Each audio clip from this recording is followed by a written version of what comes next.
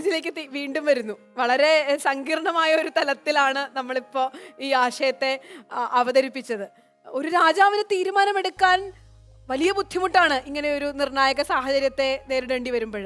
എങ്ങനെയാവും ഈ സാഹചര്യത്തിൽ ഒരു ഭരണാധിപന്റെ തീരുമാനത്തെ നയിക്കുന്ന ആന്തരിക ചോദന എന്തായിരിക്കും?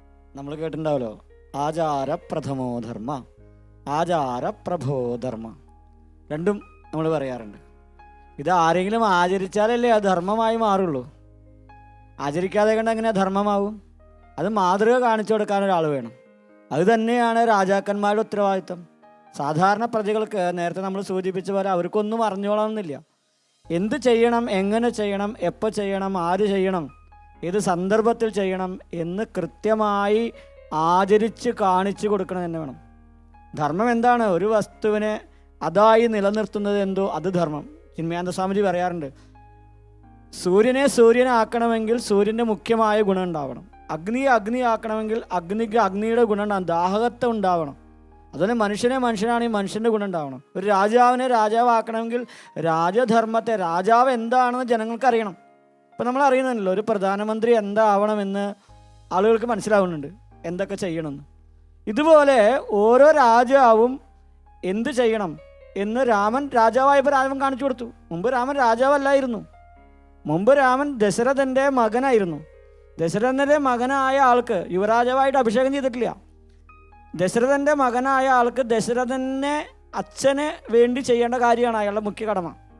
രാമൻ സീതയുടെ ഭർത്താവായതൊപ്പം തന്നെ അതിന് ശേഷം അയോധ്യയുടെ രാജാവായിരിക്കുമ്പോഴാണ് സീതയെ ഉപേക്ഷിക്കുന്നത്. സീതയുടെ ഭർത്താവായിരുന്ന സമയത്ത് ഒരിക്കലും ഉപേക്ഷിച്ചിട്ടില്ല സീതയെ അന്വേഷിച്ച് ലങ്ക വരെ പോവുക ചെയ്തത്.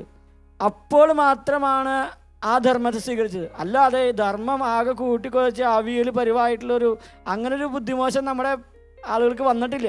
നമ്മുടെ പുരാണങ്ങളോ ഇതിഹാസങ്ങളോ എടുത്ത് നോക്കുന്ന സമയത്ത് കൃത്യമായിട്ട് നമുക്ക് മനസ്സിലാക്കാൻ സാധിക്കും. ഇനി അങ്ങനെ പിഴവ് വന്ന ആളുകൾക്ക് അതിനുള്ള ഫലം അവർ അനുഭവിച്ചിട്ടുമുണ്ട്.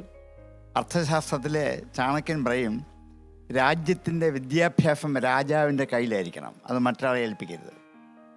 അതുമാത്രം കൈവിട്ട് കളിക്കാൻ പാടില്ല. അത് രാജാവ് നേരിട്ട് തൻ്റെ നിയന്ത്രണത്തിൽ ഇടപെട്ടുകൊണ്ട്, കാരണം വിദ്യാഭ്യാസം കൊണ്ടാണ് ആ രാജ്യവും ആ പ്രജകളും നശിക്കാനും അധർമ്മചിന്തയിലേക്ക് പോകാൻ കാരണം. അത് പോവാത്ത മട്ടിൽ ധാർമ്മിക ഉദ്ബോധനവും സത്യബോധനവും ഉൾക്കൊള്ളുന്ന നല്ല നല്ല പാഠങ്ങൾ തങ്ങളുടെ രാജ്യത്തെ പ്രജകളെ പഠിപ്പിച്ചാൽ അവരിൽ നിന്നും ധർമ്മചിന്ത മാത്രമേ വരികയുള്ളൂ. രാജാവിനൊരു ആശങ്കയില്ല. ഈ പോരായ്മ ഈ പ്രജകളിൽ ഉണ്ടാക്കിയെടുക്കരുത്. ഇന്ന് വളരെ ശ്രദ്ധിക്കേണ്ട ഒരു കാര്യമാണ്. ധർമ്മബോധനം ഉൾക്കൊള്ളുന്നൊരു വിദ്യാഭ്യാസ സമ്പ്രദായം ഉണ്ടെങ്കിൽ ഒരു രാജ്യത്തും അധർമ്മികൾ ഉണ്ടാവില്ല. നല്ല ചിന്തയെ വരൂ, പ്രജാഹിതം ധാർമ്മികമായ രാജാവിനെ മാനിക്കാൻ പറ്റും. സർ, വലിയൊരു ആശയമാണ് ഒരു രാജ്യത്തിന്റെ വിദ്യാഭ്യാസ നയം എന്തായിരിക്കണം. ബെർലിൻ യൂണിവേഴ്സിറ്റിയിലെ ആർച്ചിൽ എഴുതി വെച്ചിരിക്കുന്നത്, if you want to kill a nation, kill the education system.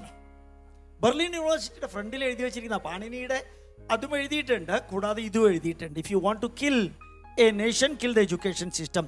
അതിന് 100% തെളിവാണ് പരമപവിത്രമായ പരശുരാമ ക്ഷേത്രം. ഹയർ എഡ്യൂക്കേഷൻ്റെ ഉത്തരവാദിത്വമുള്ളവരുൾപ്പെടെ ഇവിടെ നിൽക്കുന്നു എന്ന് ചുമ്മാ ഒന്ന് ചിന്തിച്ചു നോക്കാം. നോക്കൂ, ഭാരതത്തെ തകർക്കാൻ വിദേശീയർ ഏറ്റവും ശക്തമായ ആയുധമായി ഉപയോഗിച്ചത് നമ്മുടെ സ്വത്വബോധത്തെ ഇല്ലാതാക്കുന്ന, ആത്മാഭിമാനത്തെ തകർക്കുന്ന വിദ്യാഭ്യാസമായിരുന്നു. സ്വാമിജി, ഒരു സമാന്തര വിദ്യാഭ്യാസം ആവശ്യമാണ് എന്ന ചിന്തയിലേക്കാണ് സാറിന്റെ ഈ ആശയം കൊണ്ടുവന്നത്. ധാർമ്മിക വിദ്യാഭ്യാസം, സാംസ്കാരിക വിദ്യാഭ്യാസം, നമ്മളുടെ മുഖ്യധാര പഠന സമ്പ്രദായത്തിൽ നിന്ന് കിട്ടുന്നതിനപ്പുറത്ത് ജീവിതത്തെക്കുറിച്ചുള്ള വിദ്യാഭ്യാസം എന്താണ്? എൻ്റെ ഒരു അറിവ് വെച്ചിട്ട് എനിക്കൊന്നും അത് പഠിക്കാൻ പറ്റിയില്ല. എൻ്റെ ഒരു കഷ്ടകാലം എന്ന് വേണമെങ്കിൽ പറയാം. എൻ്റെ ഒരു അറിവ് വെച്ചിട്ട് 60-70 അല്ലെങ്കിൽ ഒരു 100 വർഷം മുമ്പ് കേരളത്തിൽ വരെ ഉണ്ടായിരുന്ന വിദ്യാഭ്യാസം നമ്മുടെ സംസ്കാരത്തിൻ്റെ അടിത്തറയിൽ നിന്നുകൊണ്ടുള്ള ഗുരുകുല വിദ്യാഭ്യാസമാണ്. അവിടെ പഠിപ്പിച്ചിരുന്നത് ഒരാളെ നല്ല മനുഷ്യനാക്കി വാർത്തെടുക്കാൻ, ധാർമ്മികനായ ഒരാളാക്കി മാറ്റിയെടുക്കാവുന്ന വിദ്യാഭ്യാസമായിരുന്നു. കഷ്ടകാലത്ത് നമ്മളൊക്കെ പഠിച്ചത് ആധുനിക വിദ്യാഭ്യാസമാണ്. അവിടെ നമ്മൾ പഠിച്ചത് ഫിസിക്സും കെമിസ്ട്രിയും ബോട്ടണിയും സുവോളജിയും. അത് മോശമാണെന്നല്ല പറയുന്നത്. അങ്ങനെ കുറേ പല സാധനങ്ങളും പഠിച്ചു വെച്ചിട്ട് നമ്മൾ ആ കുറേ വിഷയങ്ങൾ പരീക്ഷയ്ക്ക് മാർക്ക് വാങ്ങി നമ്മളതിൽ കേമനാവുക, ജോലി നേടുക, കാശുണ്ടാക്കുക, ഇതിൽ മാത്രമാണ് ഇന്നത്തെ വിദ്യാഭ്യാസ സമ്പ്രദായം. ഇതിൽ മാറ്റം തീർച്ചയായിട്ടും വരുത്തണം. നേരത്തെ സാറ് പറഞ്ഞ പോലെ കൃത്യമായിട്ട് കുറേ കാലങ്ങളായിട്ട് നമ്മുടെ വിദ്യാഭ്യാസം ഇവർക്കൊക്കെ കൈയിട്ട് ഇളക്കി വാരി തോന്നിയ പോലെ എന്തെങ്കിലുമൊക്കെ ചെയ്തിട്ട് ചെയ്യാനുള്ള ധാർമ്മികമായ കാര്യങ്ങളൊന്നും അവിടെ പഠിപ്പിക്കുന്നില്ല. ഇപ്പം നമ്മൾ ആധുനിക മതേതരത്വം അത് ഇതെന്നൊക്കെ പറഞ്ഞത് ഒരുമാതിരി കാപട്യം കാണിക്കുക. എന്നിട്ട് അവർ പ്രധാന ഉദ്ദേശം എന്താ വെച്ചാൽ ഈ സംസ്കാരത്തെ ഇല്ലാതെ കണ്ടാക്കുക തന്നെയാണ്. അതുകൊണ്ട് തന്നെ നമ്മൾ തീർച്ചയായിട്ടും നമ്മുടെ സംസ്കാരത്തിൻ്റെ പഴയ ഒരു ഇതിലേക്ക് തിരിച്ചു പോകേണ്ടത് അത്യാവശ്യമാണ്. ഭാരതത്തെ സംബന്ധിച്ചിടത്തോളം ഓരോ രാഷ്ട്രത്തിനും അതിൻ്റേതായ ചില പ്രത്യേകതകളുണ്ട്. അത് ഓരോരുത്തരും സ്വീകരിക്കണം. ഒപ്പം തന്നെ ആധുനിക വിദ്യാഭ്യാസം വേണം. നമ്മളൊന്നും എന്താ പറയുക എന്നും പഴഞ്ചനായിരിക്കണമെന്നൊരാരും പറയുന്നില്ല.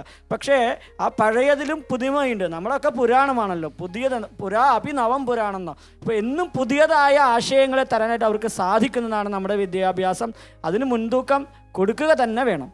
ഈ ആധുനിക ശാസ്ത്രങ്ങളാകുന്ന സയൻസോ അല്ലെങ്കിൽ കെമിസ്ട്രിയോ മാത്സോ എക്കണോമിക്സോ പൊളിറ്റിക്സോ ഒക്കെ പഠിക്കുന്നതുകൊണ്ട് കുഴപ്പമില്ല. അത് ഏത് വിഷയം പഠിക്കുമ്പോഴും അത് ഭാരതത്തിൻ്റെ ധർമ്മസിദ്ധാന്തത്തിൻ്റെ അടിത്തറയിൽ നിന്നുകൊണ്ട് വേണം പഠിക്കാൻ. അത് സ്വീകരിക്കാം. പക്ഷേ ഇത് വിട്ടുകളഞ്ഞിട്ട് ഒന്നാവരുത്. ഒരുപക്ഷേ ഈ പറയുന്ന എല്ലാ സിദ്ധാന്തങ്ങളിലെയും ഒരു ചെറിയ അംശം ഭാരതീയർ പണ്ട് മുതലേ ചർച്ച ചെയ്തും ചിന്തിച്ചും പഠിച്ചും വെച്ചിരുന്ന കാര്യങ്ങളാണ്. ഇതറിഞ്ഞിട്ട് അതുകൂടി പഠിച്ചിട്ട് നമ്മുടെ ആ ധാർമ്മിക ബോധത്തെ വിപുലപ്പെടുത്താൻ നമുക്ക് അവകാശം ധാരാളമുണ്ട്. അത് വിനിയോഗിക്കണമെന്ന് മാത്രമേ ഉള്ളൂ. പ്രജ നമ്മൾ ഇന്നത്തെ ഒരു കോണ്ടെക്സ്റ്റിലേക്ക് കൊണ്ടുവന്നാൽ പൗരനാണ്. ഒരു പൗരനെ രൂപപ്പെടുത്തുന്ന ഒരു രാജ്യത്തിന്റെ ഏറ്റവും അടിസ്ഥാന ഘടകം ആ രാജ്യം അവിടുത്തെ പൗരന് നൽകുന്ന വിദ്യാഭ്യാസമാണ്. അവനവനിലെ സ്വത്വബോധത്തെ ഉണർത്തുന്ന, അവനവനിലെ ആത്മാഭിമാനത്തെ ഉണർത്തുന്ന, ധാർമ്മികതയെ ഉണർത്തുന്ന വിദ്യാഭ്യാസ നയമാണ് ഒരു രാഷ്ട്രം ആ രാഷ്ട്രത്തിന്റെ പൗരന്മാർക്ക് നൽകേണ്ടത്. സംപൂജ്യ സ്വാമി രംഗനാഥാനന്ദജിയുടെ eternal values for a changing society എന്ന പ്രഭാഷണ പരമ്പരയിൽ സ്വാമിജി അഡ്മിനിസ്ട്രേറ്റേഴ്സിനോട് സംസാരിക്കുന്ന പ്രമുഖമായ ചില ആശയങ്ങളുണ്ട്. അതിൽ സ്വാമിജി സൂചിപ്പിക്കുന്നത് ഒരു രാഷ്ട്രത്തിന്റെ അടിസ്ഥാന ഘടകം എന്ന് പറയുന്നത് അലേർട്ട് സിറ്റിസണും നിസ്വാർത്ഥ ഭരണാധിപനുമാണ്. പ്രബുദ്ധ പൗരനും നിസ്വാർത്ഥ ഭരണാധിപനും രാജ്യത്തിന്റെ ഓരോ പ്രശ്നങ്ങളിലും ജാഗ്രതയോടെ ഇടപെടുന്ന, രാജ്യത്തിന്റെ സംരക്ഷണ വ്യഗ്രതയിൽ തൻ്റെതായ പങ്ക് വഹിക്കാൻ കഴിയുന്ന ജാഗ്രതയുള്ള പ്രബുദ്ധനായ പൗരനും ഒരു രാജർഷിയുടെ മനോഭാവത്തോടുകൂടി നിസ്വാർത്ഥമായി രാജ്യത്തെ സേവിക്കുന്ന ഒരു രാജർഷി ഭാവം ഉൾക്കൊണ്ട ഭരണാധിപനുമാണ് ഒരു രാജ്യത്തെ നയിക്കുന്നത്.